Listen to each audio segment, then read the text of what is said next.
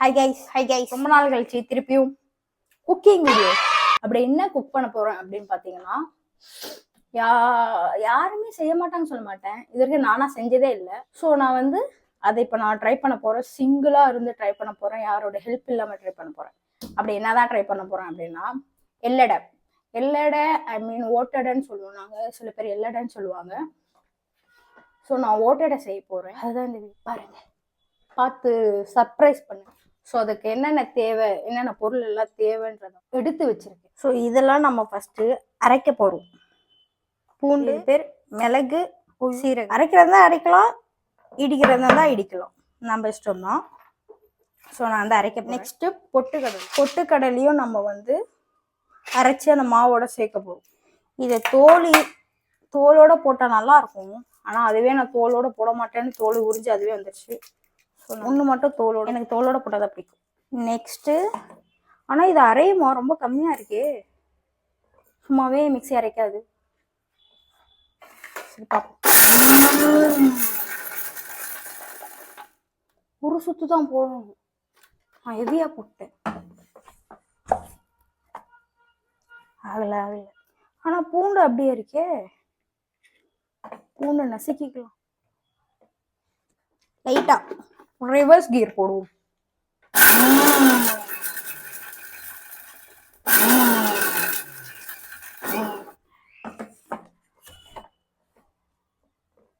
இந்த பொட்டுக்கடலை எடுக்கணும். நான் வந்து அரிசி 2 கப் எடுத்திருக்கேன், 2.5 கப் எடுத்திருக்கேன். இப்போ பொட்டுக்கடலை 1 கப்பு போடுவோம். வந்தா சாப்பிடுவோம், வரலாம் நொறுக்கி சாப்பிடுவோம்.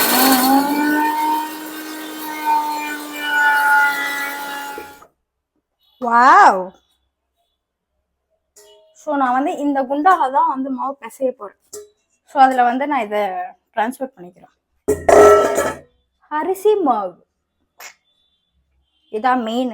ஆக்சுவலாக இதை வறுத்து சேர்க்கணும், நம்ம வறுக்கலாம். ஆக்சுவலாக இதில் வந்து கடலைப்பருப்பு சேர்ப்பாங்க.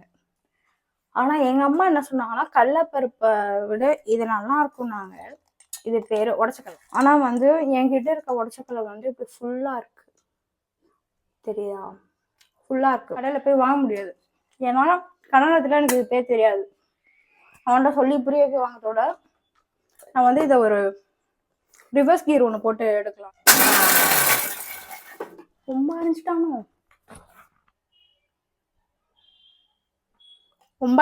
ஐஸ்.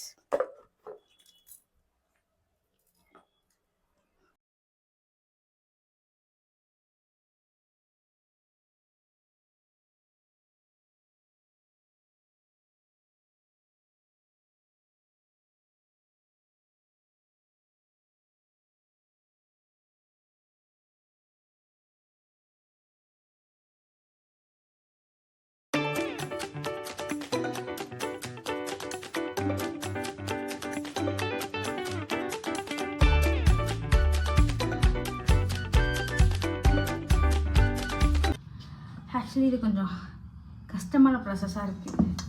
பிசையணும், பிசைஞ்சிட்ட ஒரு அளவுக்கு எல்லாம் பண்ணனேன். உப்பு போட்டனா போடல.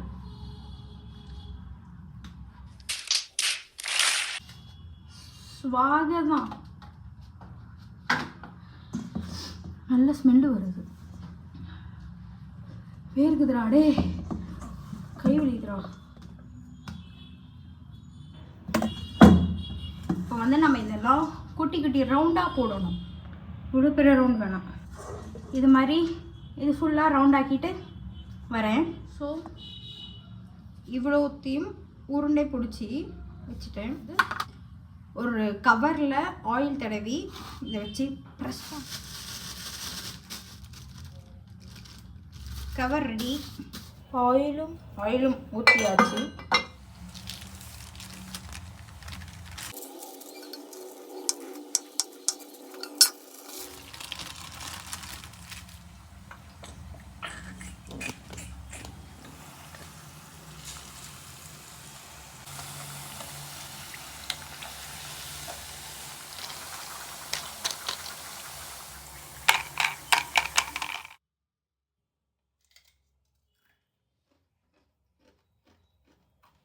சத்தியமாக நல்லா இருக்கு.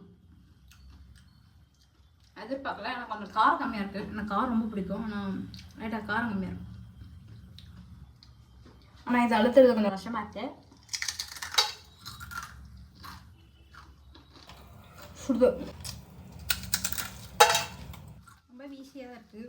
ஆனால் மாவு பேசுகிற ப்ராசஸ் மட்டும் கொஞ்சம் இல்லை, ரொம்பவே கஷ்டமாக இருக்கும். அது மட்டும் நம்ம பண்ணிட்டோன்னா வேறு மாதிரி தான். கோகேல்